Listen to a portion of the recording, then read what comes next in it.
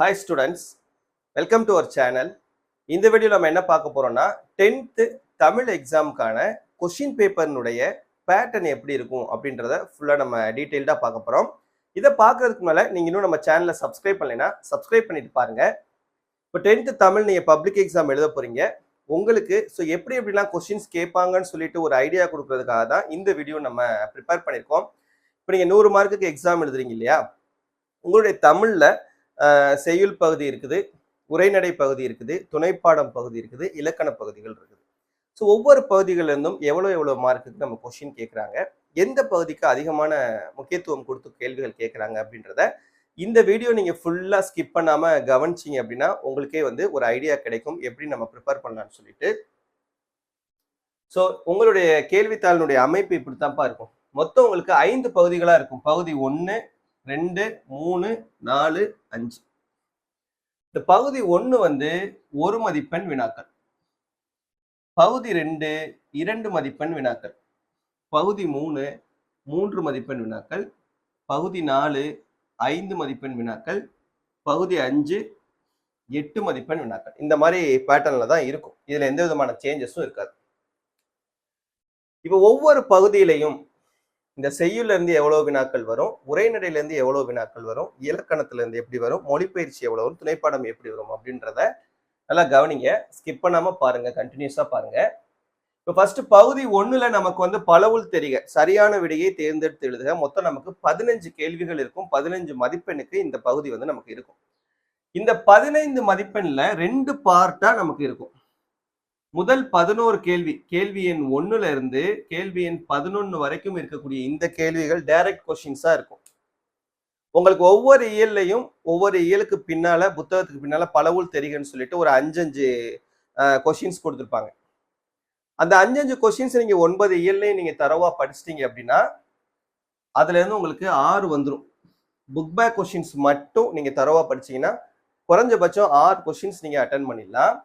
மிச்சம் இருக்கக்கூடிய இந்த 5 கொஸ்டின்ஸ் புக் இன்டீரியர் கொஸ்டின்ஸ் அப்படின்னா ஒவ்வொரு இயல்லையும் இருக்கக்கூடிய செய்யுள் பகுதியினுடைய அந்த ஆசிரியர் குறிப்பு, அவங்களுடைய காலம், அவங்களுடைய ஊரு, அப்புறம் அவங்களுடைய என்னென்ன நூல்கள்லாம் எழுதியிருக்காங்க. ஸோ இது மாதிரியான கேள்விகள் உங்களுக்கு என்ன பண்ணுவாங்க, புக் இன்டீரியர் கொஸ்டின்ஸாக கேட்பாங்க.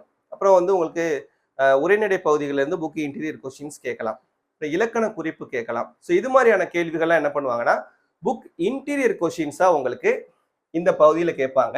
ஸோ மொத்தம் இதுல 5 கேள்விகள் உங்களுக்கு இன்டீரியராகவும் 6 கேள்விகள் புத்தகத்துக்கு பின்னால் இருக்கக்கூடிய கேள்விகளாகவும் மொத்தம் 11 கேள்விகள் இந்த மாதிரி இருக்கும். மீதி இருக்கக்கூடிய 4 கேள்வி, கேள்வி எண் 12ல இருந்து 15 வரைக்கும் இது எப்படி இருக்கும்னா பாடல் வினாவா இருக்கும். உங்களுடைய செய்யுள்ல இருந்து ஏதாவது ஒரு செய்யுள் பகுதியில இருந்து ஒரு பாடலுடைய வரிகளை கொடுத்துருவாங்க. கொடுத்துட்டு அதுல இருந்து ஒரு 4 கேள்வி கேட்பாங்க. அந்த பாடல்ல இருந்து 4 கேள்வி.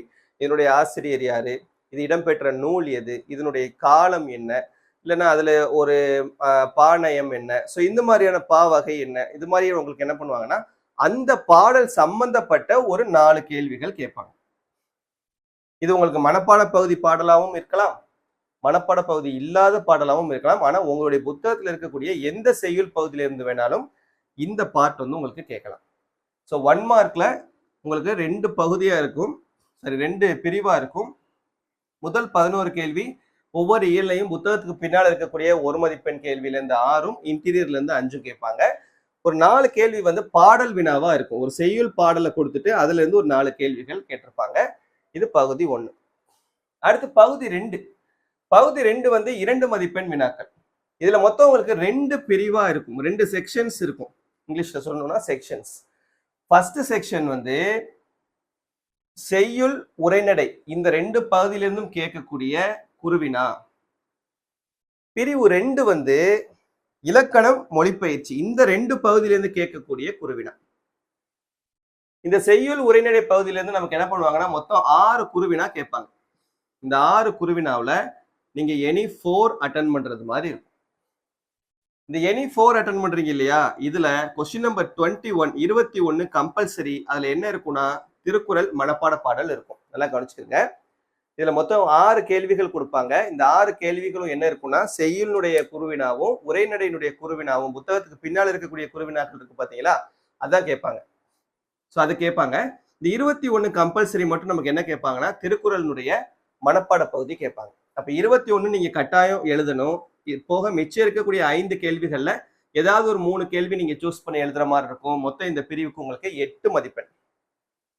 அடுத்து இதுல பிரிவு 2 இலக்கண பகுதியிலிருந்தும் மொழிபெயர்ச்சி பகுதியிலிருந்தும் உங்களுக்கு கேள்விகள் கேட்பாங்க. மொத்தம் 7 கேள்விகள் கேட்பாங்க. அதுல நீங்க அட்டன் பண்ண வேண்டியது 5 கேள்விகள். இதுல இலக்கண பகுதிகளில் இருந்து இலக்கண குருவினா, இலக்கணத்தினுடைய ஒவ்வொரு இயலையும் உங்களுக்கு இலக்கண குருவினாக்கள் கொடுத்துருப்பாங்க இல்லையா, ஸோ அந்த குருவினாக்களுடைய கேள்விகள் வரும். அப்புறம் பகுபத உறுப்பிலக்கணம் வரும். கலை சொற்கள், ஆங்கில வார்த்தைகள் கொடுத்துட்டு அதுக்கான சரியான தமிழ் சொற்கள் எழுதுறது அது வரும். அப்புறம் தமிழ் எண்கள், இந்த 1 2 3க்கு கரெக்டான தமிழ் எண் என்ன அப்படின்னு எழுதுறது. அப்புறம் பேச்சு வழக்கை எழுத்து வழக்காக மாற்றுக. அப்புறம் வினா வாக்கியம், விடை கொடுத்துட்டு அதுக்கான வினா வாக்கியம், இல்லைன்னா வினாவினுடைய வகை எழுத சொல்லலாம். அப்புறம் தொடரில் அமைக்க வேறு சொற்கள் கொடுத்துட்டு பொருளுணர்ந்து தொடரில் அமைத்து எழுதுக. இது மாதிரியான கேள்விகள் எல்லாம் இந்த பகுதியில கேட்பாங்க. மொத்தம் 7 கேள்வி வரும். அதுல நீங்க ஏதாவது 5 சூஸ் பண்ணி எழுதுற மாதிரி இருக்கும். So 5 × 2 10 mark. இதுல உங்களுக்கு கம்பல்சரி எல்லாம் கிடையாது. இந்த ஒரு கம்பல்சரி மட்டும்தான். ஏன்னா திருக்குறள் மனப்பாட பாடல் கண்டிப்பா நீங்க அட்டன் பண்ணியே ஆகணும். ஸோ டோட்டலா இந்த பகுதியில் உங்களுக்கு இதுல ஒரு 5, இதுல ஒரு 4, 9 2 மார்க் கொஸ்டின்ஸ் நீங்க அட்டன் பண்றீங்க. அப்ப இந்த பகுதி உங்களுக்கு 18 மார்க். அடுத்து பகுதி 3 மதிப்பெண் வினாக்கள். இதுல உங்களுக்கு 3 பிரிவு இருக்கும், 3 செக்ஷன்ஸ் இருக்கும். செய்யுள் மட்டும் ஒரு செக்ஷனா வரும், உரைநடை மட்டும் 2வது செக்ஷனா வரும், இலக்கணமும் மொழிபெயர்ச்சியும் சேர்ந்து 3வது செக்ஷனா வரும். இந்த செக்ஷன் 1 பிரிவு 1ல செய்யுளினுடைய சிறுவினாக்கள் கேட்பாங்க. ஒவ்வொரு இயல்லையும் செய்யுளுடைய சிறுவினாக்கள் பின்னால இருக்கும்ல, அந்த சிறுவினாக்கள் கேட்பாங்க.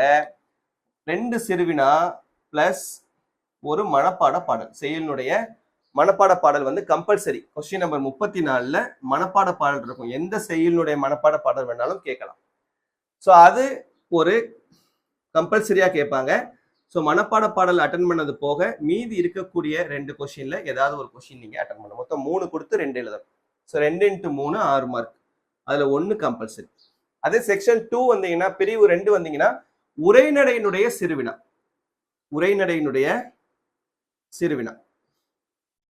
ஸோ 3 கொடுத்து 2 எழுதணும். 2 × 3 6 மார்க். சரியா? அது நமக்கு முக்கியமான வினாக்கள்லாம் நம்ம கொடுத்துருக்கோம். இந்த செய்யுளினுடைய மனப்பாட பகுதிகள்லாம் வந்து நம்ம ஈஸியா மனப்பாடம் பண்றதுக்கு எல்லா செய்யுளினுடைய மனப்பாட பாடலையும் நம்ம வந்து சினிமா பாடலினுடைய வடிவத்துல நம்ம ஆல்ரெடி நம்மளுடைய சேனல் அப்லோட் பண்ணியிருக்கோம். இன்னும் நீங்க அதெல்லாம் பார்க்கலன்னா பார்த்துக்குங்க.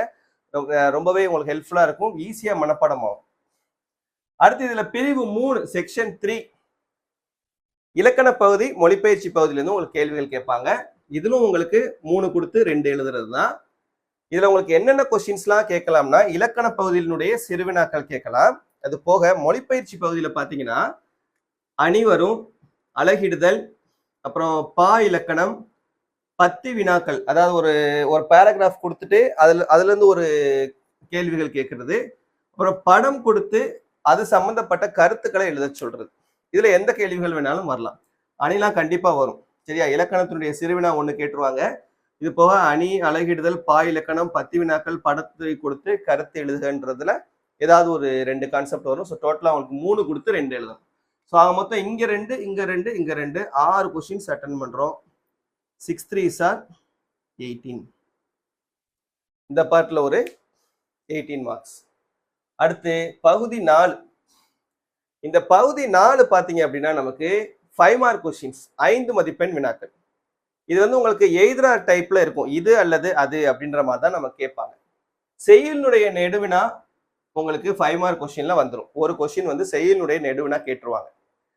இது போக உரைநடை இலக்கண பகுதியிலாம் நமக்கு இங்க வராது, மொழிபெயர்ச்சி பகுதியிலிருந்து நமக்கு வரும். மொழிபெயர்ச்சி பகுதியிலிருந்து படிவம், கடிதம், மொழிபெயர்ப்பு, காட்சியை கவினுரை எழுதுக, அப்புறம் பாணயம் பாராட்டல். இந்த கேள்விகள் எல்லாமே உங்களுக்கு இந்த 5 மார்க் கொஸ்டின்ல தான், இந்த பார்ட்ல தான் கேட்பாங்க. ஸோ இதெல்லாம் சேர்த்து நமக்கு இந்த பகுதி 4ல வந்து நமக்கு கேட்கக்கூடிய கேள்வி. சரியா? அடுத்து பகுதி 5 கடைசி பாட்டு நெடுவினா, 8 மதிப்பெண் வினாக்கள். மொத்தம் உங்களுக்கு 3 கொஸ்டின்ஸ் இருக்கும். மூணுமே ஏதர் டைப்ல தான் இருக்கும். இது அல்லது அது அப்படின்ற மாதிரி தான் உங்களுக்கு கேட்பாங்க. எங்கே இருக்கும்னா உரைநடை பகுதியினுடைய நெடுவினா. உரைநடை பகுதியினுடைய நெடுவினா 2 கொடுத்து ஏதாவது 1 எழுதணும். 1 × 8 8 மார்க்கு. அடுத்து மொழிப்பயிற்சி பகுதியிலிருந்து கட்டுரை கேட்பாங்க. பொது கட்டுரை இருக்குது இல்லையா, இந்த பொது கட்டுரை கேள்வி வரும். இதுவும் அப்படிதான், 2 கொடுத்து 1 எழுதுறது. 1 × 8 8 மதிப்பெண். அடுத்து துணைப்பாடம். துணைப்பாட பகுதியிலிருந்தும் ஒரு நெடுவினா 2 கொடுத்து 1 எழுதுறது. 1 × 8 8 மார்க். ஸோ மொத்தம் இந்த பகுதியில் பார்த்தீங்கன்னா உங்களுக்கு 3 8s are 24 மார்க்ஸ்க்கு இந்த பார்ட் உங்களுக்கு கேட்பாங்க. சரியா? ஸோ இந்த மாதிரி தான் உங்களுக்கு 10ஆம் வகுப்பு தமிழினுடைய கேள்வித்தாளினுடைய அமைப்பு இருக்கும். ஸோ இப்போ உங்களுக்கு வந்து ஒரு கிளாரிஃபிகேஷன் கிடைச்சிருக்கும்னு நினைக்கிறேன். எந்த மாதிரிலாம் நம்ம கேள்விகள் இருக்கும், அதை எப்படிலாம் நம்ம வந்து ப்ரிப்பேர் பண்ணணும்னு சொல்லிட்டு. ஸோ இதை பேஸ் பண்ணி நீங்க படிங்க. கண்டிப்பா நீங்க என்ன பண்ணலாம், உங்களுடைய பப்ளிக் எக்ஸாம்ல நல்ல மார்க் ஸ்கோர் பண்ண முடியும். சரியா? ஸோ இந்த வீடியோ உங்களுக்கு யூஸ்ஃபுல்லா இருந்தாலும் இல்லை ஏதாவது டவுட் இருந்தாலும் மறக்காம கமெண்ட்ல கேளுங்க. இந்த வீடியோ உங்க ஃப்ரெண்ட்ஸ் கூடயும் ஷேர் பண்ணிக்கோங்க. தேங்க்யூ.